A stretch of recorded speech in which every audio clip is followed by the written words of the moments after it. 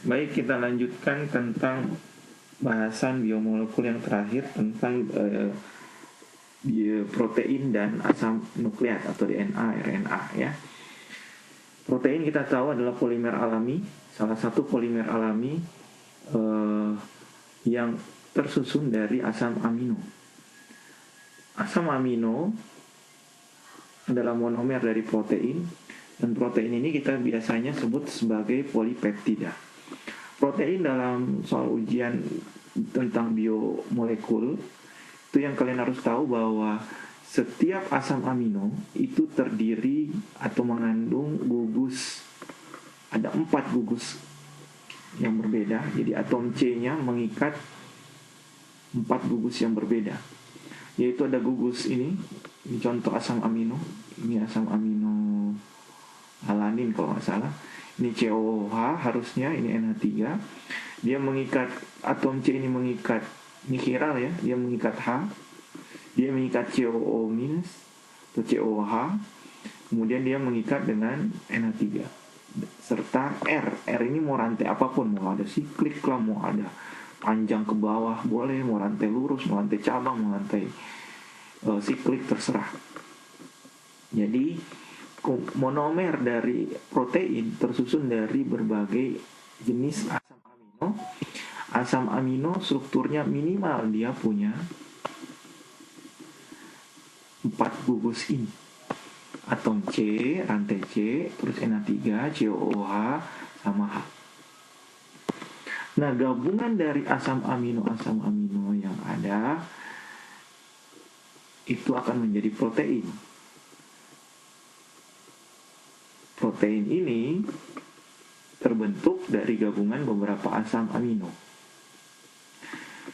Ya, contoh yang tersusun dari protein yang kita tahu adalah hormon, neurotransmitter, dan pasti enzim ya. Semua dari protein bahannya, dari berbagai kumpulan asam amino. Nah, asam amino ini menjadi protein itu membentuk ikatan peptida yang merupakan ikatan penghubung antar asam amino. Berapa asam amino untuk bisa membentuk protein? Ya lebih dari 1 lah. Jangan cuma 1. Kalau 1 cuma dibilang asam amino. Setiap asam amino pasti memiliki gugus atom C chiral seperti ini. Dan dia memiliki gugus COOH karboksila dan amina. Ya. Nah, sehingga asam amino itu bisa bersifat asam, bisa bersifat basa. Dia punya 2 tetapan ionisasi asam, pKa.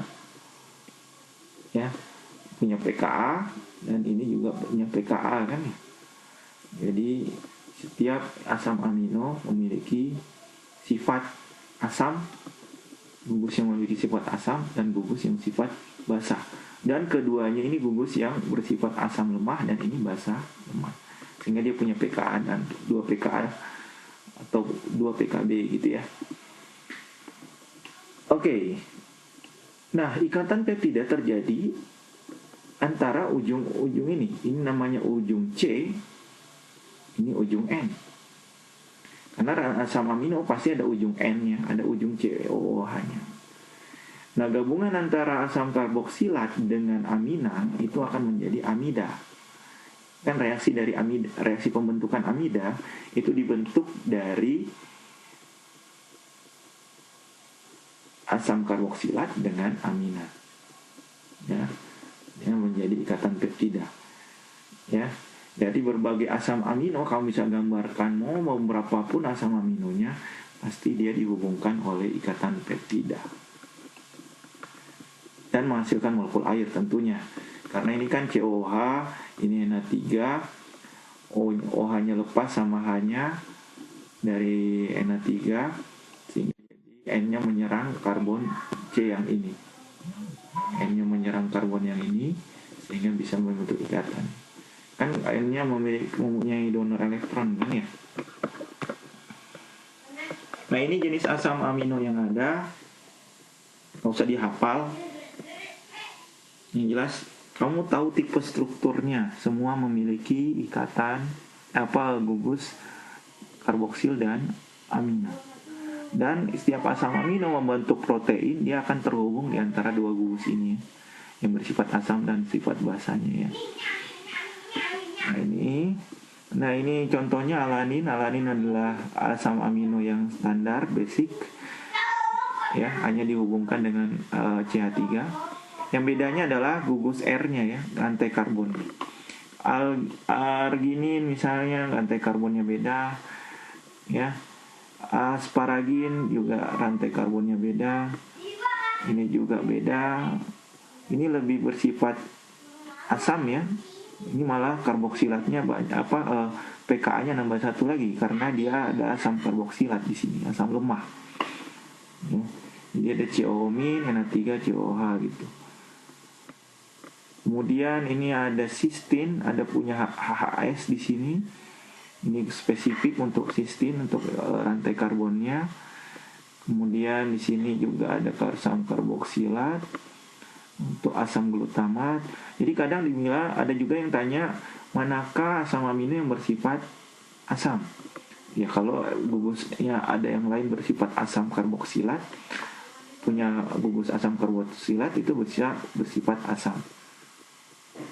Contoh asam amino yang bersifat basa ini. Nah ini dia punya NH kan. Nah NH kan basa ya. Gugus amin itu kan bersifat basa.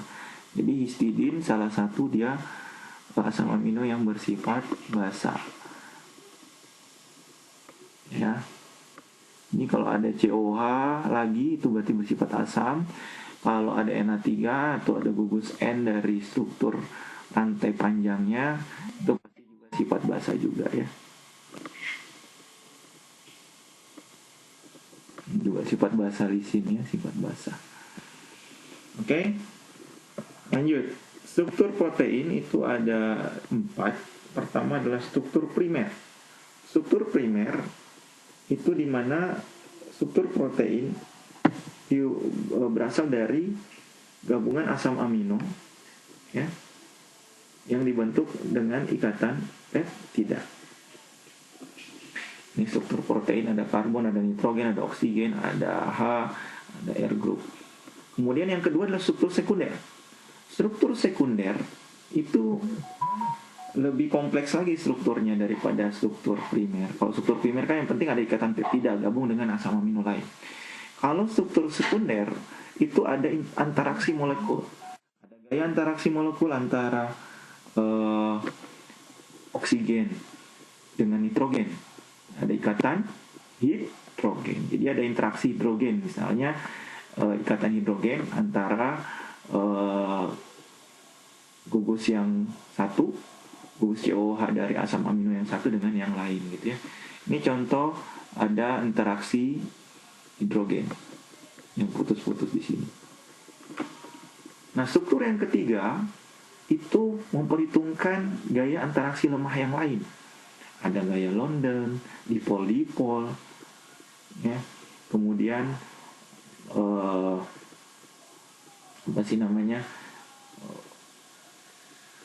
selain ikatan hidrogen, gaya-gaya lemah interaksi molekul, sehingga dia lebih kompleks lagi strukturnya. Kemudian struktur yang keempat adalah struktur tersier. Nah, struktur tersier kuarterner tadi ya. Ini struktur sekunder ada ikatan hidrogen, ini struktur primer ikatan peptida saja. Struktur sekunder ada gaya-gaya interaksi molekul yang kuat, ikatan hidrogen. Struktur tersier itu dia ada gaya interaksi lemah, semua diperhitungkan dan dia membentuk pilin. Spiral begini. Nah, ini kita sebut sebagai bentuk alpha helix. Karena ada juga struktur protein yang bukan pilin. Kenapa dia bisa ada berpilin seperti ini? Karena ya ada gaya interaksi molekul tadi. Ya, sehingga dia ketarik gitu ya. Awalnya lurus terus jadi ketarik karena ada gaya interaksi molekul yang kuat. Ya, ini namanya alpha helix namanya. Jadi dia bentuknya helix. Ada juga nama bentuknya beta sheet tapi tidak ada di sini. Nah itu lebih bukan berpilin tapi dia lembar gitu, agak dia lurus tapi kayak zigzag. Di sini tidak ada gambarnya ya. Nah kalau struktur kuartener itu gabungan antara protein yang satu dengan yang lain, itu asam aminonya lebih banyak lagi, dan ada protein yang satu dengan yang lain saling bercampur menuju struktur 3 dimensi. Jadi gabungan dari berbagai struktur tersier. Itu struktur kuartenernya ya. Nah, ini saja gaya antar molekul yang ada sehingga struktur protein itu bisa berpilin. Ada ionic force, hydrogen bonds, dispersi London, dipol. Yang ionik pasti yang di ujung ya. Kayak ada ionik ya. Seperti itu. Nah, struktur protein ini bisa terdenaturasi. Denaturasi itu artinya strukturnya rusak dari struktur alaminya. Contohnya, misalnya kamu tambahin asam. Kalau kamu tambahin asam, ya,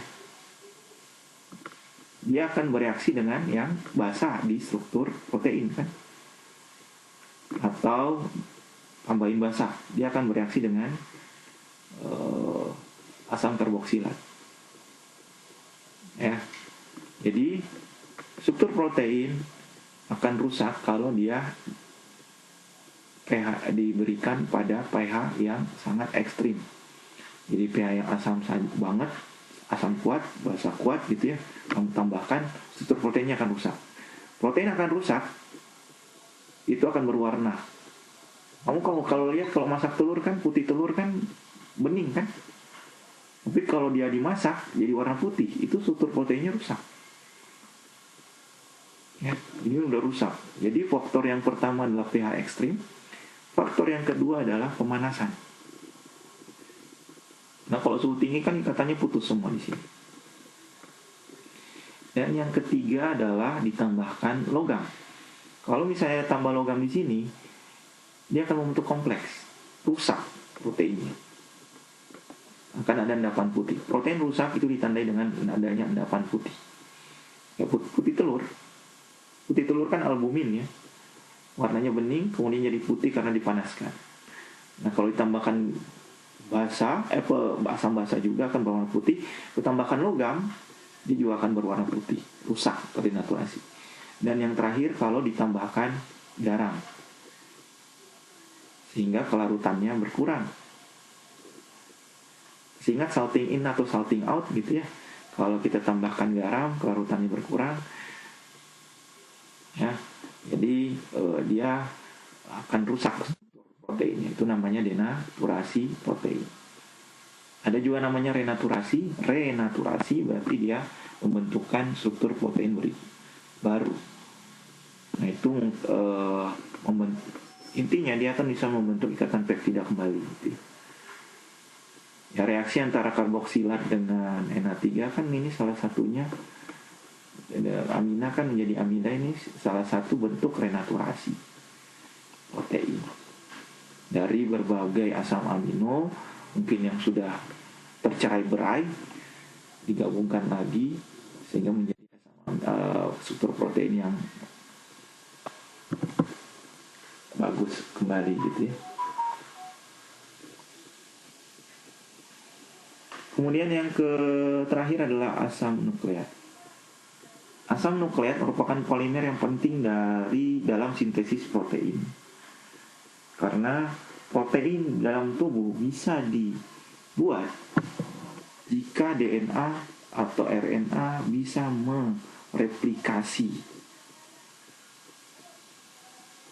ya kode genetik yang ada, kemudian dia mentranskripsikan dan mentranslasikan. Jadi urutan pengkodean itu ada dari DNA itu ada replikasi berarti DNA-nya atau DNA-nya menjadi RNA ya, DNA-nya terreplikasi. Replikasi itu ada replikasi, replikat, jadi menjadi mRNA. Kemudian yang kedua ke transkripsi. Transkripsi artinya memberikan urutan gennya. Kemudian translasi dari urutan gen itu membentuk asam amino dari urutan gen itu ya. Nah, molekul DNA dan RNA bedanya apa? Kalau DNA itu memiliki 2 rantai heliks yang terbuat dari nukleotida. Jadi yang dia punya itu pertama fosfat, pasti gugus fosfat. Kemudian ada deoksiribosa, ini DNA ya, dan ada basa. Nah, basa nanti saya akan jelaskan itu apa aja basa. Jadi struktur DNA RNA dia punya gugus basa, senyawa, dia terikat pada senyawa basa. Kemudian ada gula deoksiribosa, gula ribosa, ada basa, gugus basa, senyawa basa, senyawa gula ribosa, dan fosfat. 3 itu minimal yang dia punya. Bedanya dengan DNA dengan RNA, DNA di sini tidak ada OH, deoksiribosa. Kalau RNA ada OH, memang ribosa, ribonukleik asid. Jadi bedanya ada gugus OH di sini atau tidak, gitu ya. Nah, ini dia. Ini tadi nggak ada OH di sini. Ini ada. Nah, struktur asam nukleat dari gula-gulanya itu dia mengikat suatu basa. G ada namanya adenin, A adenin, T timin, U urasil, G guanin, C sitosin. Jadi gula-gula dalam gula ini ya, satu gula mengikat satu basa asam nukleat. Satu ini mengikat satu basa asam nukleat. Molekul gula untuk RNA adalah ribosa dan untuk DNA adalah deoksiribosa. Ini gula jenis gula monosakarida namanya ribosa.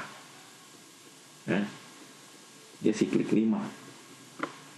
Fruktosa. Ikatan fosfodiester menghubungkan asam nukleat yang satu dengan yang lain. Jadi ada OH di sini, ada OH di sini. Itu dia membentuk fosfodiester.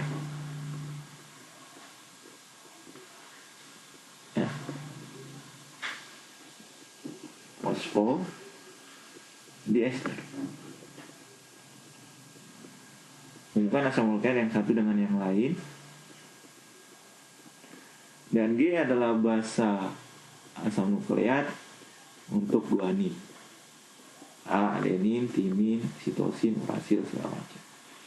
Basa di DNA RNA itu berbeda. Kalau yang di dalam DNA yang ditemukan adalah timin dan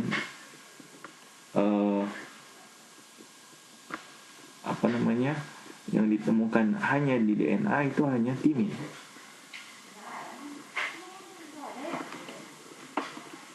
Yang ditemukan di RNA adalah hanya urasil. Yang ada basa yang ada di DNA dan RNA ada adenin, guanin, ada sitosin, gitu ya. Karena basa di DNA RNA itu terbagi 2, namanya basa furin dan pirimidin. Itu dari strukturnya. Struktur yang mirip dengan pirimidin dan struktur yang mirip dengan furin. Struktur dari furin itu ada 2, adenin dan guanin. Struktur piridin ada timin, sitosin, dan urasil. Ya.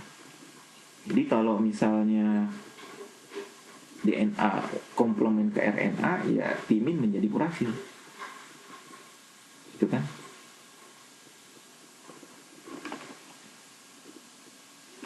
Jadi kalau ada adenin, guanin di DNA dan RNA.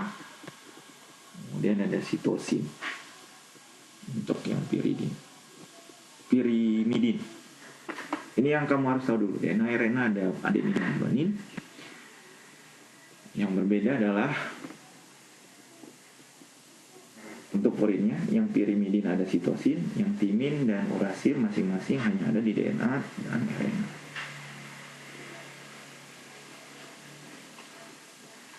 Dan pasangan basa itu akan terikat dengan gaya antaraksi molekul, bentuk gaya antaraksi molekul. Misalnya antara basa yang satu dengan yang lain, sehingga dia bisa membentuk berpiring seperti ini, alpha helix. Ya. Adenin berikatan hidrogen dengan timin, sitosin berikatan hidrogen dengan guanin. Misalnya, ya, ini contohnya dia membentuk ikatan hidrogen sehingga dia bisa berpiring dengan gaya antar molekulnya ada. Ya, materi DNA selesai, RNA DNA selesai. Nanti saya akan jelaskan lagi mungkin di slide yang lain tentang biomolekul ya. Jangan lupa dibaca lagi videonya, disimak lagi, dan saya tekankan materi kimia organik dan biomolekul sampai sini selesai.